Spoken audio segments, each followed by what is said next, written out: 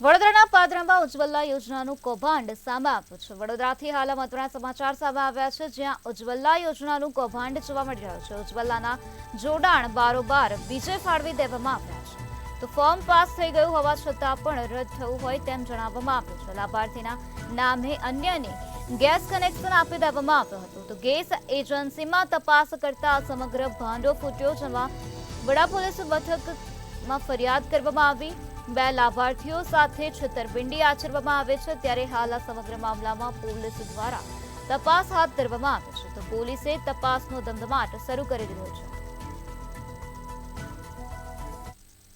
મોદી સરકારે ઉજ્જવલા કનેક્શનની જે ફાળવાની જે કરી હતી ગેસ કનેક્શનની એ બાબતે જે કે અત્યાર સુધીમાં જે 2019ની અંદર જે અમારી ફાળવણી કરેલી અને એ ઉજ્જવલા કનેક્શન અમને મળેલ નથી। ત્યાર પછી અત્યારે જે 2024ની અંદર જે ઉજ્જવલા કનેક્શનનું જે કેવાયસી કરવા માટે જે અમારી પાસે લિસ્ટ આવેલું હતું અને ત્યારે અમને ખબર પડી કે અમારું કનેક્શન ઉજ્જવલાનું કનેક્શન ફળવાઈ ગયું છે 2019માં, પણ અમને અત્યારે કેવાયસી માટે જ્યારે આવ્યા ત્યારે અમને ખબર પડી કે ભાઈ અમારું કનેક્શન આવી ગયેલું છે।